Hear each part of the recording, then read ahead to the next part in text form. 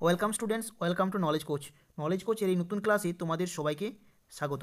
আজকে আমরা এই ক্লাসে আলোচনা করব পিএসসি ক্লার্কশিপ যে এক্সামিনেশন কিছুদিনের মধ্যে হওয়ার কথা আছে, তার যে প্রিভিয়াস ইয়ার কিছু কোয়েশ্চেন নিয়েছি তার সলিউশন এখানে আমরা করব।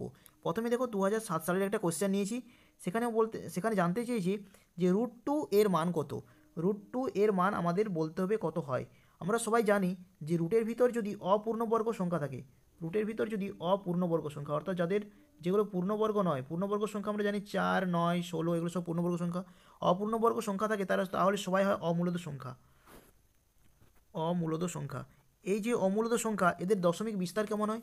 এদের দশমিক বিস্তার যদি জানতে হয় তাহলে সেটা হয়, দেখো এরা হয় অসীম, অর্থাৎ এরা অসীম পর্যন্ত বিস্তৃত, সসীম নয় অর্থাৎ ভাগ করলে মিলবে না। আর অসীম ও হয় অনাবৃত, অসীম অনাবৃত অর্থাৎ পৌনঃপুনিক আকারে এদেরকে প্রকাশ করা যায় না। তাহলে এখানে যে √2, এই √2 মানও এইভাবে হয়। √2 দেখো সঠিক মান, সেটা আমরা যদি লিখি তাহলে কীভাবে হয় দেখো। তাহলে এটা হলো √2 মান। দেখো এখানে √2 মান কীভাবে লেখা হয়েছে, 1.41421356237 অর্থাৎ চলতেই থাকলো। এটা হলো অসীম এবং অনাবৃত। কিন্তু এখানে অপশানের দিকে লক্ষ্য করো, অপশান লক্ষ্য করলে দশমিকের পরে 3টা সংখ্যা সাধারণত আমরা ব্যবহার করে থাকি। তাহলে √2 মান এখানে অপশান বি, অপশান বি হলো সঠিক উত্তর। একইভাবে যদি তোমাদের এইভাবে কোশ্চেন আসে যে √3 কত, তাহলে তোমরা মনে রাখবে √3 মান হয় 1.732, আর √5 এর মান হয় 2.236, প্রায় 2.236। √7 এর মান মনে রাখবে তোমরা 2.645। পরীক্ষা হলে √2 মান বার করানো খুবই জটিল, তাহলে তোমাদের এগুলো মনে রাখতে হবে। √2, √3, √5 যেহেতু পিএসসি প্রিভিয়াস কোশ্চেন পেপারে এসছে, এবার এগুলোকে কাজে লাগিয়ে অনেক সময় অঙ্ক দেয়, সেগুলো আমরা সমাধান করার চেষ্টা করব।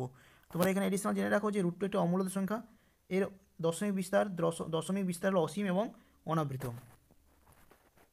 দেখো প্রিভিয়াস ইয়ার 2007 সালে আবার একটা প্রশ্ন দিয়েছিল, সেটা হলো √3 মান কত। এটাও 2007 সালে কোশ্চেন দিয়েছিল, √3 এর মান কত। √3 এর মান এইমাত্র বললাম কত হয়, 1.732। তাহলে অপশান সি হলো সঠিক উত্তর। দেখো 2007 সালে আবার একটা কোশ্চেন দিয়েছিল এই রুটের মানকে কাজে লাগিয়ে, কেমন দেখো, √5 এর মান এখানে দেওয়া রয়েছে 2.236 হলে জানতে চাই 4+5 × √6+2√5 এর মান, এর সরল মান কত হবে তোমাদের বার করতে হবে এখানে। তাহলে সংখ্যা যেটা রাশি দেওয়া রয়েছে, প্রদত্ত রাশি, সেটা হলো 4+5 × √6+2√5। এবার এখানে এই যে ধরো 6+ রুটের ভিতরে 6+2√5 যে দেওয়া রয়েছে, একে আমরা যদি একটু ভালোভাবে লক্ষ্য করি তাহলে দেখো এই 6কে কীভাবে লেখা যায়, এই 6কে লেখা যায়,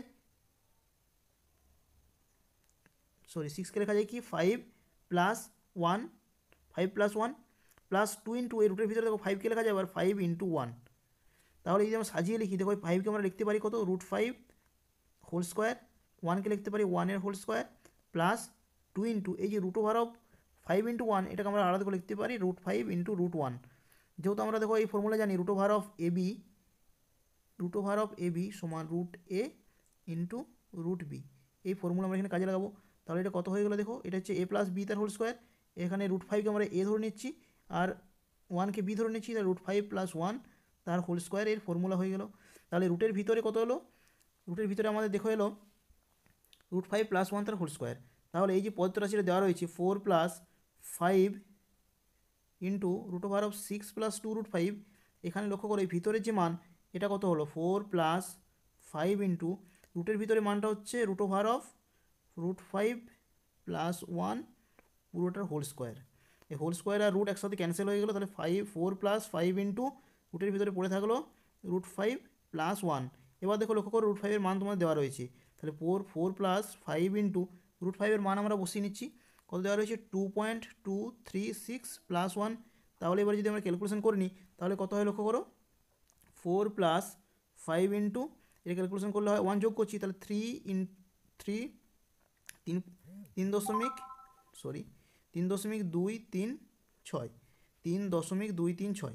তাহলে এবার গুণ করে যদি আমরা যোগ করে নিই তাহলে এর মান কত বেরোয় দেখো, তাহলে 4+ গুণ করলে কত হয়, 5 দিয়ে গুণ করে নাও তুমি, তাহলে দেখবে এটা হবে 16.18।